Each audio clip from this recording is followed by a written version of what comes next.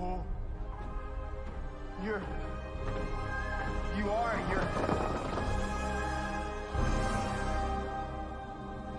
Yeah. I'm Batman. Did you know that Michael Keaton was a whopping 71 years old when The Flash was released? This made him the oldest actor to play Batman in a live-action film or TV series. So why was Keaton brought back as Batman? Even after so many other actors donned the cape, why was this veteran brought back? That's easy. Keaton is the people's Batman, a fan favorite for all of time. And some would argue he is the sole reason why The Flash was a success, as he stole the show with the same iconic character from 1989. What are you? I'm Batman. So let's go back and imagine if the movie Batman Forever was rescued from the infamous bat nipples. There could be a universe where Batman Forever wasn't the Batman movie that many wanted to forget forever. What if Tim Burton had remained the influential director of Gotham and created a third Batman movie?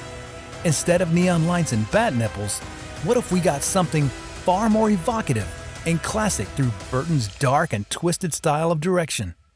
But reality check, we didn't. And here's why. But before we dive deeper, please hit the subscribe button to stay up to date on our latest videos. One small click for you, but a huge deal for us. Thanks! After the 1989 Batman and then subsequent Batman Returns in 1992, Batman Forever was released in theaters in 1995. From the get-go, it is clear that Gotham City isn't the same as it used to be. Instead of the spooky gothic elements of the previous films, which had made Batman an absolute phenomenon, the new Batman movie had a neon city where all that was dark and shadows was replaced by glowing lights. The popular ominous atmosphere established in the previous films was now replaced by sappy and overly exaggerated performances. When Joel Schumacher took the reins of the project, The Dark Knight did not remain very dark anymore. He was less disturbing and, above all, a lot more marketable to a much wider audience, aka child-friendly. However, many fans then and now firmly believe this change has killed the heart and soul of Gotham. Even though Schumacher's film was a box office hit and made Batman a much more approachable character for audiences of all ages, those who were true fans of the character, and especially those who were fans of the gothic interpretation of the Caped Crusader by Burton, craved a darker, more nuanced world that had gotten a taste of it in Batman and Batman Returns. The new team had fundamentally changed what those pictures stood for. A world in which disturbing between good and evil wasn't that easy, and where the actual true enemy lurked within.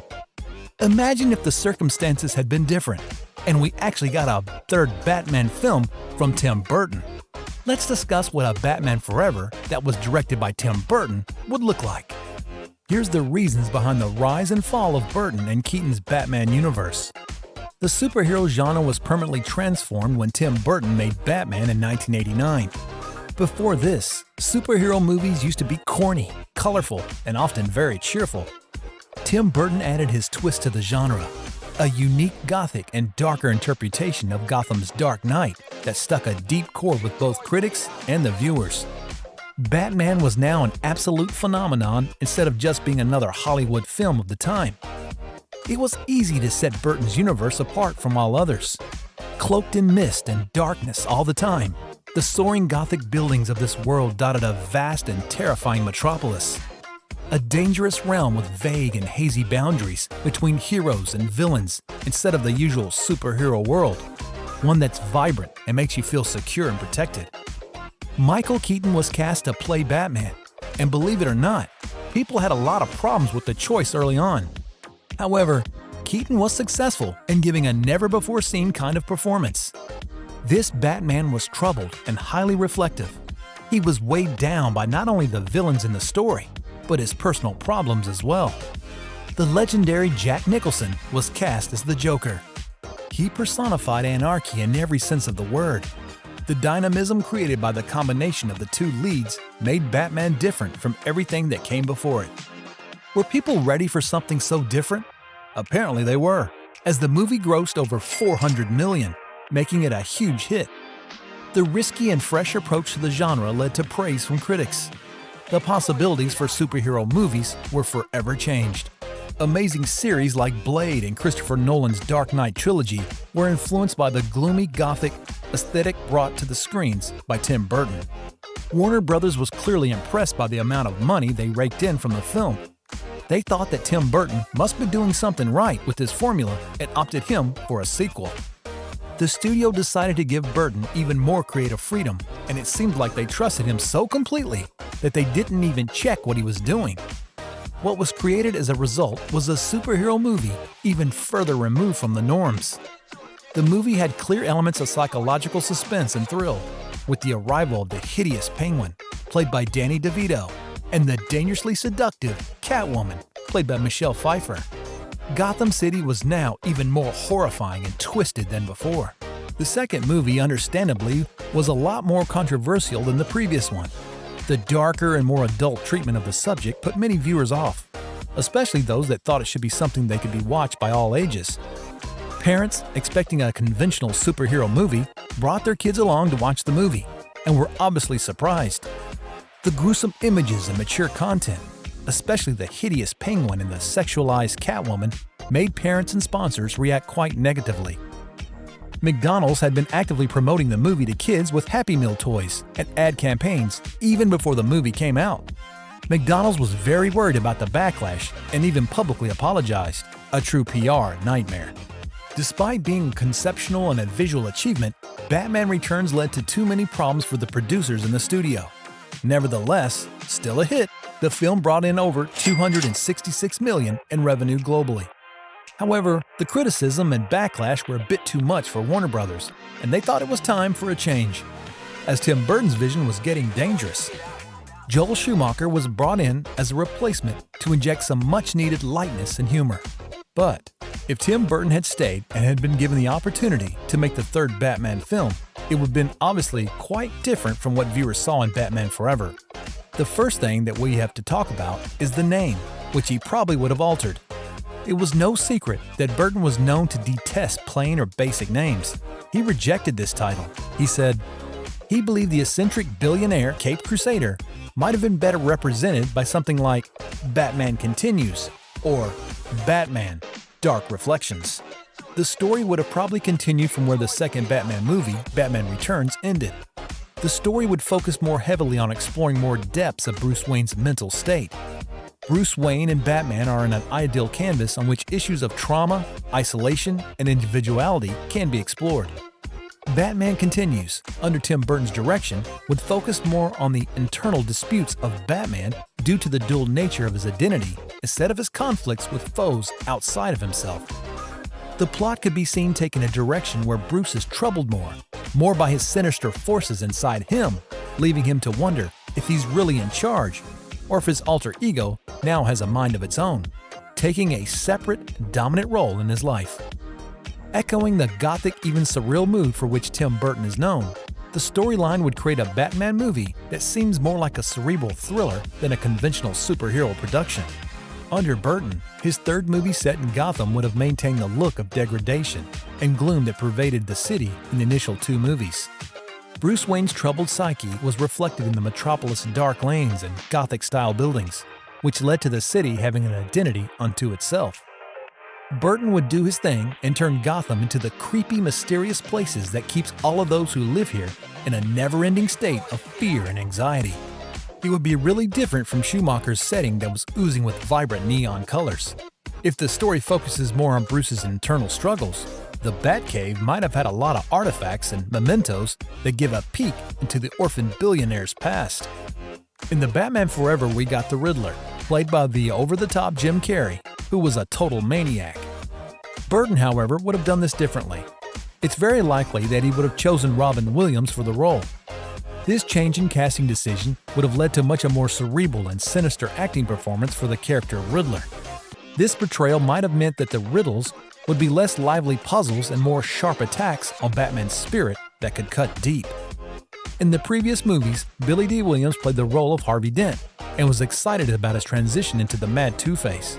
His would have been a story of heartbreak, his personality confused and stuck in the middle of his two opposing personalities, just the way Bruce is struggling with his own.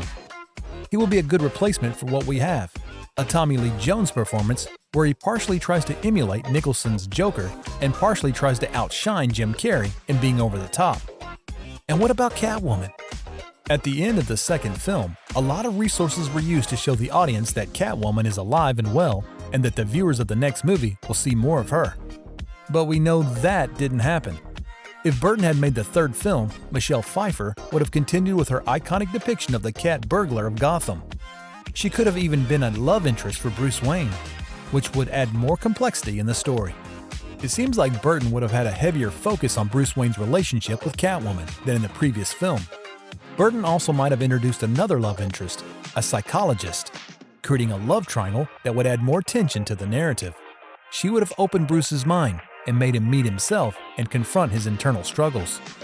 For the role of Batman and Bruce Wayne, Keaton would almost certainly reprise his role if Burton directed the movie. He would have brought back his performance of the distant billionaire and tormented hero. He would have had the opportunity to dive even deeper into an introspective performance, battling with his internal darkness and always debating whether he should hang up his cape for good or not. For the role of Riddler, as we have mentioned before, Robin Williams would have probably been chosen, and we would have gotten an intelligent and menacing performance. Billy D. Williams would have remained as Harvey Dent, and we might have been able to experience his tragic fall from grace as he turns into Two-Face. Michelle Pfeiffer would have returned as Catwoman with more character development and importance this time. Burton had chosen Marlon Wayans for the role of Robin, but he didn't make the final cut in the second movie. Burton's version of Robin was going to be a shady, street-smart character who was grappling with his own history and serving as a relatable character for Bruce. And furthermore, we might not have seen the fall of the franchise that we got to see in the fourth movie. Batman and Robin, especially if Burton had directed the third movie. We might not even have had the need for the legendary Christopher Nolan Batman trilogy that came years later. The movie could have already explored Batman's origin story and internal struggles to such artistic depths that the gap that Nolan would fill might not have even existed. Tim Burton would have been an undisputed giant in the superhero genre. This would have also influenced other filmmakers to take risks and make complex and dangerous scripts that truly captivate moviegoers, rather than the corny, appropriate for kids stuff we got for most of the 90s. Nonetheless, Keaton starred in the two Batman films, directed by Tim Burton, and then that was apparently it. After that, he left the series as he did not like the new lighter, glossier, exaggerated tone the films were taking. Spoken like a true DC fan. So why did he reprise his role as the character in the 2023's The Flash? Keaton wasn't the only Batman in The Flash. Ben Affleck was also in the movie and was part of the original timeline. It's so sad that Affleck's Batman did not get a solo movie. Each of his subsequent performances as the Caped Crusader is better than the previous one. He was really good in The Flash as well, but he had to partake in Barry's humor a lot, which felt out of place. It would have been more like Keaton's Batman to ignore all useless remarks by Barry, and believe me, there were a lot of them. But in conclusion, Tim Burton's Batman Forever would have been very different from the one we actually got. It would have been darker and deeper and more complex story, keeping the gothic elements that were set in the previous two films. Instead of showy theatrics, we would have had gotten a much more interesting protagonist and villains that are psychological terrors. So what are your thoughts? Would you have wished that Tim Burton version, or do you prefer the one we already have? Share your thoughts in the comment section below, and please hit the like and subscribe button. This video was made by movie fans for movie fans.